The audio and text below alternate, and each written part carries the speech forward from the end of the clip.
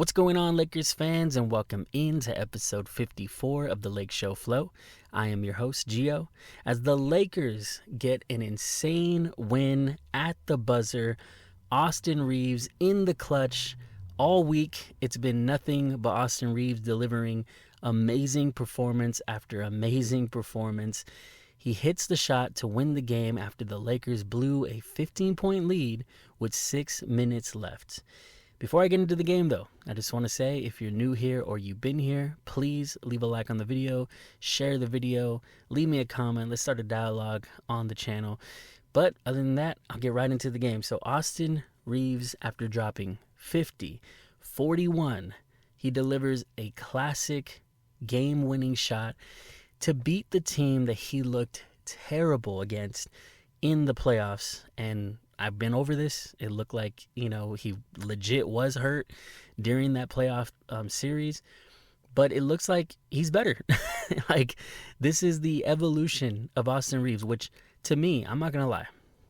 Austin Reaves, to me, seemed like he was done evolving. Like he was done adding levels and layers to his game. But all it takes is, obviously, we don't love injuries here, but an injury to LeBron and then an injury to Luka. So that's what it takes to see that Austin Reaves has another level that he has reached. And it's ridiculous. Before I went and started recording this podcast, I saw that there's some dialogue here where Kenny the Jet Smith is apparently calling Austin Reaves, like he's basically saying he's on a Jeremy Lin run, which is just so damn disrespectful. Like, that just shows you that a lot of these commentators, and I respect, obviously he did things that I've never done. He was in the NBA, right? But Kenny, Austin Reaves has better stats per his career than you ever did. Like, Austin Reaves is not just a role player. Like, he might have to be when he's playing against two greats of all time in LeBron and Luka, but he has shown that he's more than that. Jeremy Lin, he had one good Linsanity run. That's what we go back and we look at, and it was great. It was entertaining. He beat the Lakers, and it was pretty sad. But Jeremy Lin had it one run in one season. We've seen Austin Reaves only get better per season. Like, every single season, he's evolved. Anyways, I'll get back to that, bullshit that was said. But let's focus on the game. So the Lakers were controlling this game, coming off a just very bad loss, honestly, to the Blazers. But in that game, Austin dropped 41 points, so it wasn't a bad performance by him. He's been having a hell of a week, okay? But in this game, the Lakers started taking control. The Lakers ended the half really nicely. They opened the third quarter really good. Jake LaRavia ends up scoring 17 points in the third quarter. So you fast forward to the fourth, and they're just balling, okay? And here's the thing. I already said Austin Reaves needs help, right? If we're going to be winning games this shorthanded, he's going to need help. And he got it today. He got a lot of help today, actually. He was only able to score 28 points, but he had a career-tying 16 assists, it just shows you his level of adapting to what the defense is throwing at him. They were playing him hard. I said last year when I was making the podcast about the Timberwolves, they almost play like a damn football team. You got Julius just bumping into you. You got DiVincenzo, he injured LeBron with the hard, illegal, I don't remember what it was. I think he was on defense, and he just plowed into his leg. They play very aggressive. They got Jaden McDaniels, who's a really good perimeter defender. But Minnesota was really making it a point to blitz Austin, to bump Austin, to basically foul him on every play. And he did get, some foul calls, but he also got fouled a lot, and it wasn't called. So Austin was dealing with that the entire game, so he had to dump the ball off, and Jake LaRavia had his back with 27 points and 8 rebounds, and as I said, 17 points in the third quarter alone on an efficient 10 of 11 shooting, which is just outrageous. I said before, Jake LaRavia is just effort, the definition of effort, and I saw it since he started getting actual good minutes in the second and third game of the season, and Jake LaRavia is here to stay, man. I honestly think that Austin recruited him for a reason.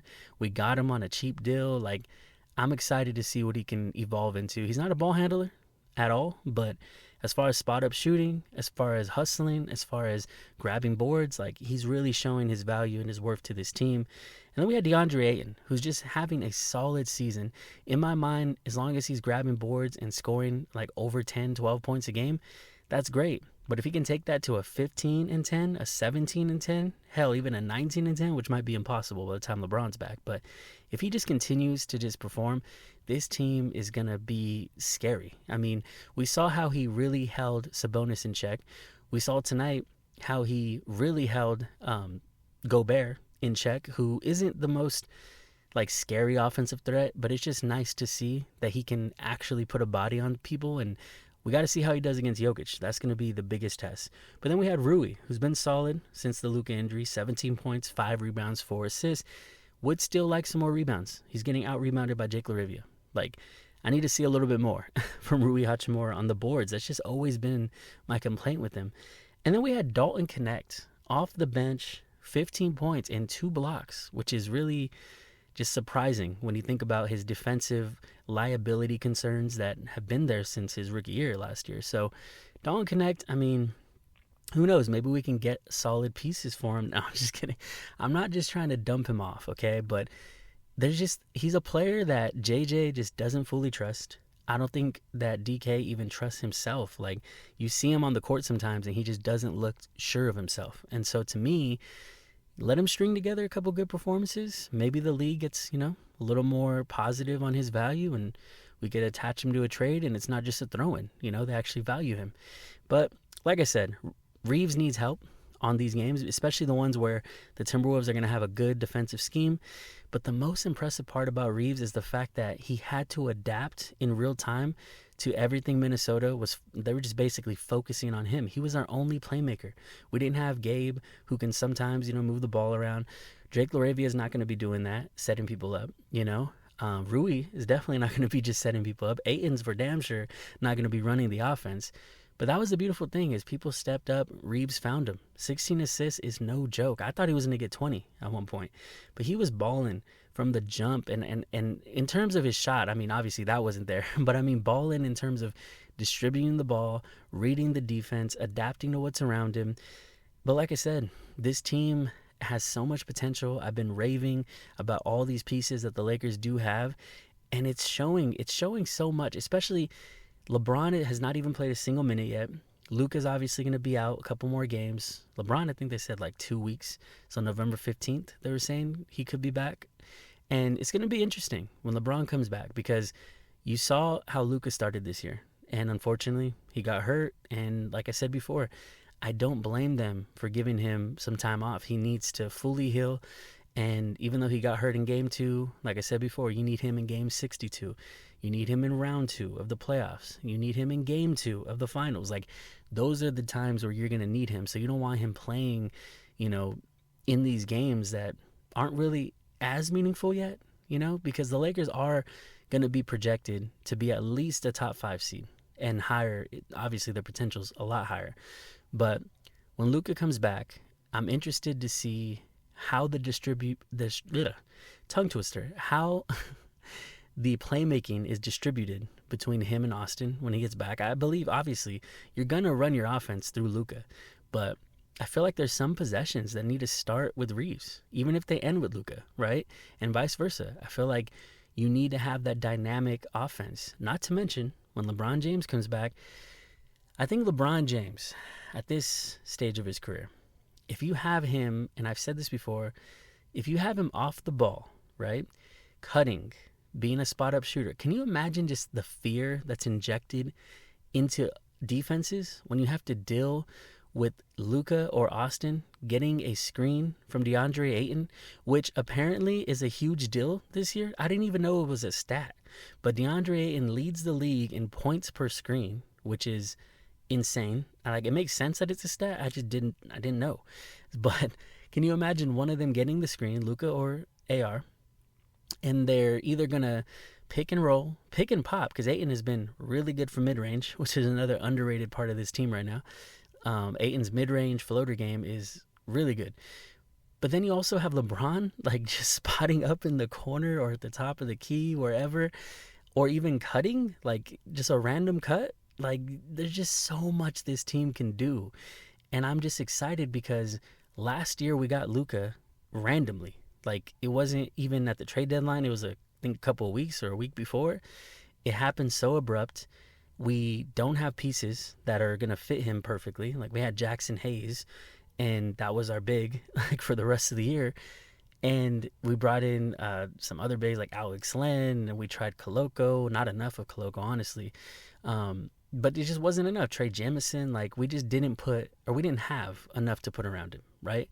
So now in the offseason, we get Ayton, we get Marcus Smart, we get Jake LaRavia. Like, these are pieces that actually complement Luka to a high degree. So now you have way more around him, including, like I said, Reaves being a secondary ball handler, and LeBron, who I think at this stage, like I said a couple podcasts ago, he should be the third ball handler. He should not be tasked with running the offense. I think he could have some possessions. You can draw up plays where you're like, okay, this is what I want. But for the most part, like, Reaves and Luka need to be coming up with the ball. They need to be taking the screen from Ayton or even LeBron, honestly, because you have LeBron set a screen for either of them. He's either cutting or popping. And then you have Ayton who can make a cut or stand at the mid-range and be open because the defense has to make decisions. And they might choose to, like, they're going to have to make a decision. You're either going to go all out and try to stop Luka's drive, go all out, try to stop, the cut from someone. Like, someone's going to be open. And this is the magic of you've had the offseason now, right? And I know they didn't play preseason games, and I know they haven't had the most time to develop all this chemistry. But this is why you have 82 games, right? It's already looking like we have better offensive sets than we ever did last year, right? JJ Redick, he's developing as a coach, and I expect him to really use all these toys that he's got, basically, because they're all just toys, and he's got to put them in the best position to have the most fun, okay? So if he is executing like that, I think this team, sky is the limit. They might have enough right now, barring injuries. Now, would I prefer a trade for Wiggins involving Gabe Vincent and possibly Rui? Yes, because Rui is a great spot-up shooter. But outside of that, everything else is just so hit and miss, okay? If we can get someone like Wiggins, who, yeah, he's not a better spot-up shooter by any means, but he can shoot sometimes. He can drive sometimes. He can actually put people on posters sometimes, not like, on a game-to-game basis. But his defense, that's what we really need. Like, we can't start Marcus Smart because he's too small, and we're already starting Reaves and, Luka as the guards. So you give me someone like Wiggins to just replace Rui in that lineup, and I keep talking about Wiggins. It's almost like every podcast. But I truly think that really adds a different dynamic and a better defensive dynamic when it comes to the starting lineup. Because I truly feel like Ayton's starting to hit a little more confidence. I think he's really motivated, whether it's the change of scenery, whether it's, fighting for a contract. You know what I mean? Like, there's so many narratives that I think are going to push this team over the edge. You got Marcus Smart, who has a lot to prove. He was written off after being a former Defensive Player of the Year. Like, he's got a lot to prove as well. So I think the pieces fit a lot better. Reaves has shown a different level, an evolution. Like, honestly, just a crazy, something nobody would have said. Like, last year, after that playoff run, nobody would have seen this coming. But if you've supported, at least believed in Reaves, I'm sure you're very happy right now. And I've had my doubts, and I've supported him, though. But I've had my doubts. So, part of me's got to be like, okay, maybe I was wrong on the jumping to certain conclusions, like overthinking the backcourt of Luka and Reaves. Because if it's this potent, and like I said, LeBron does not have to do everything anymore. He can either be along for the ride, or he can request his little trade and try to be a bigger deal somewhere else. And if he does that, it's fine. Because at the end of the day, the next era of Laker basketball that's going to be spearheaded by Luka Doncic and possibly Austin Reaves as well, if they continue to develop chemistry and as a backcourt, then I'm not scared of the next era of Laker basketball. Like, Luka's made me, I've always been a believer since he was in Dallas, but he's made me just really feel comfortable knowing, okay, it's almost time. It's almost time for LeBron to hang it up and ride off into the sunset. If he's here for like this championship run and another, that would be amazing. I don't want to see LeBron anywhere else to end his career. I think he wants to end it here. I mean, he might retire as a Cav, technically, sign a little, like, 1-day contract and retire as a Cav. It's only right. But I think his last time playing important basketball needs to be on the Lakers. I don't want to see him anywhere else, right? So to me, I'm not afraid of the next stage of Laker basketball. And I just think we have a lot of options at our disposal, whether it becomes, Luka and Reaves team, whether we go get another star, whatever it takes. I think the Lakers will make this work. And I think there's so much potential. Reaves, this game winner, though. Listen, I get a little carried away talking about the potential and what comes next. I get it. But this game in particular, the fact that Reaves said, nah, we blew that 15-point lead with 6 minutes left. I'm not letting us go out like that. Like, the screen he received from apparently the best screener in basketball right now, and it's so early in the season, so I'm not going to, but if he can stay top 5, 10, like, that's amazing for DeAndre Ayton. I'm really just so sold on DeAndre Ayton. So he gets the screen from Ayton. So as he's driving, he even said himself, DiVincenzo gets in front to try to take a charge. So he has to adjust right there in real time with like a second left and go out for a floater instead of going for his full drive.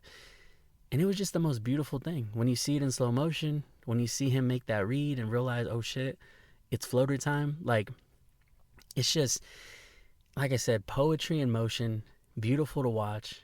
Austin Reaves is here. Austin Reaves is him, okay? Like, I have nothing more, or I can't say enough good things about Austin Reaves. And that whole comment by Kenny the Jet Smith, like, I thought he was better than that, okay? Like, to call him, like, to say he's on a Linsanity run, like, are you watching his career? Just because you might have seen a couple primetime playoff games where he was hurt and he wasn't playing to his best potential, where he didn't have the best chemistry with Luka and Bron yet. They didn't have a true center. They didn't have Jake LaRavia as a role player, Marcus Smart, DeAndre Ayton, like I said, a true center. Like, and you're making this judgment saying that he's on a Linsanity run? Like, did he not watch playoff series that Austin Reaves has played before this when the Lakers went to the Western Conference Finals against the Nuggets? Like, was he not watching? I don't get it. Does he not understand that, like, even he in his career probably could have been better if he was a focal point maybe, or, maybe if he was in the era of being able to show his skills as, like, more of an ISO guy, or more, since he was a shooter, like, now shooting is like the big thing, right? Doesn't he realize the concept of having to suppress his talent just like Austin has to against behind two stars? Like, I just don't get where that angle even comes from. And there's even Lakers fans that are just naysayers talking about how Austin Reaves just basically is a free throw merchant. He gets lucky with calls. You know what? That sounds kind of familiar. Oh yeah, the MVP of the league last year, Shai Gill. I'm not saying Austin is to the level of a Shai, like MVP status, but I'm just saying, obviously, we still think Shai, and we know Shai is great, whether there's some people that can't stand his free throw merchant tendencies or whatever. Like, if he could do it and win an MVP, then I'm pretty sure Austin's fine. It doesn't mean he sucks. Like, part of his style is aggressively going to the hoop, and he's going to have to use the defense's aggressiveness against them. And a lot of the time, he doesn't even get his calls. So he might get a lot, but he also has a lot that he doesn't get. So to me, all these narratives, it's just crazy, because the funny thing is, that's just bulletin board material. Some players don't even pay attention. Austin showed that he does. Just like that whole ad I was talking about the other podcast, like, he basically like fed into the fact that everybody doubts him, that there's Laker fans and reporters that are saying, like, oh, he might need to be traded, he's not compatible with Luka, he's not worth the max money that he's going to be eligible for in the offseason. Like, he really feeds right into it, so he pays attention. So all they're giving him is more and more bulletin board material for a guy that already uses that. So it's exciting. Keep talking shit. You know who else used to do that? Kobe. Kobe used to have commercials where he's playing a symphony to all the haters in the background, all the jabs that people were throwing at him, and he turned it into music. So it's like, we have Hillbilly Kobe, which is the nickname that Austin had. So, I mean, life imitates art, right? Like, it's all history repeats itself, right? Or they say, what was the quote I saw today? History doesn't necessarily repeat itself, but it rhymes, or something like that. Something like that. But the point is, Austin Reaves, hell of a performance even when his shot wasn't falling consistently. And it's funny, even after the game, he said that Luka's probably just going to talk shit to him because his shot wasn't falling. But then here's the most important thing, and not a lot of people stick around to see like the post game interviews and stuff. But Reaves is so damn unselfish that when they talk to him about Luka and LeBron, if he's gonna get texts from them. Like after he said that Luka was probably gonna talk shit, he immediately says like they both need to get back. He was like, everybody get back, and it's because he's playing crazy minutes. That's another thing. People want to talk shit. He's got tired legs. I'm sure they've been demanding high minutes from this guy. He's been delivering, and he needs a break. Like he needs to be able to take some possessions off. I remember towards the end of the game, the Lakers got him like a minute of rest, and he had to go right back in. So just because he can do it doesn't mean he doesn't recognize like, oh shit, heavy's the head that wears this crown. I'm gonna have to pass this off to Luka again. I'm gonna have to pass this off to the King Braun. Like, you know what I mean? So I just love the mentality. I love the chemistry. There's already these, picture. I'm probably gonna put one in the thumbnail where LeBron and Luka both shared the picture of his buzzer beater, and I think I forgot what Luka. I think he put a goat thing, and then LeBron put a motherfucking R. Like these guys are cheering for this guy, and I love the chemistry. I've seen videos of Luka and AR on the bench together. Like there's a vibe here, and I'm loving it. I feel like I said, we might need to readjust some of these pieces. And I don't know why my voice is acting up. Probably because it's been 21 and a half minutes. Don't mind my voice. Hopefully it just fixes itself. But the point is, there's going to be some pieces here that aren't going to fit perfectly. Gabe Vincent not being in the game today. I mean, I don't want to put any like negatives on Gabe, but at the same time, the ball just seemed to move a lot better. I feel like Gabe, he plays more like he wants to shoot, right? But he has the body of a point guard. And if you have the body of a point guard, your first instinct needs to be more of a facilitative mindset. You can't just be looking for a three. You're not Curry. You know what I mean? So I just think Gabe is a piece that doesn't fully fit. I think Marcus Smart kind of overtook that role that I thought Gabe was going to fill. And hopefully Marcus Smart could come back next game. I think he almost did today. So next game on Friday, Halloween, hopefully it gets real spooky and we get Marcus Smart back. And then Jake LaRavia comes in, replaces Dorian, so we don't really lose that piece as much because I think he's not as gritty as Dorian, and I think Dorian has more intangibles, but there's so much untapped potential with Jake LaRavia to fill that role. So that automatically fits better. And then you have Ayton, who obviously fits better than Jackson Hayes as a full-time starter. And like I said, Rui is the constant that's been there for a lot of years in a row, that's been at different iterations of the team. But him and Gabe and Dalton, because he's not fully trusted even though he had a good game, I just think they can go. And if we get a Wiggins, like I keep mentioning Wiggins, and people that listen to every episode are probably sick of me talking about Wiggins, who knows? Nobody says anything. So if you do have a problem with me mentioning Wiggins, let me know about it, because it would be nice to know what I need to shut up about. You're probably tired of me talking right now. But the point is, we have pieces that don't fully fit. But that's exciting because the pieces that do are doing enough, like more than enough. So I'm excited to see where this team can go. Austin Reaves delivers a classic buzzer beater, etching himself in Laker history. Every single game without Luka, he's been just, wow. It's unbelievable, and it's exciting. I know I missed last game. It was that historic 18-inning Dodger game, and it was all good just 2 days ago. Like, we had an epic Dodger win, Freddie Freeman walk-off, and here we are, the Dodgers are down 3-2. This isn't a baseball podcast. This isn't a Dodger podcast, but that sucks, man. Like, Reaves hitting that game winner, it kind of softened the Dodgers blowing the last two games, honestly. But hopefully they can bounce back. Dodgers in 7. I don't even know why I said that like on record, because I might look stupid, but I have hope. So if you made it this far, like I said, if you're new here or you've been here, please leave a like on the video, share it with your friends, comments. I want more comments. I want more likes. I need them. We need to get more engagement going. I've appreciated the views lately. They've been pretty good. Like, for this size of a podcast, I've been liking that shit. So I hope this one does well. I hope you guys enjoyed it. And if you did, let me know. But that's going to do it for the Lake Show Flow. And we'll see you guys next time.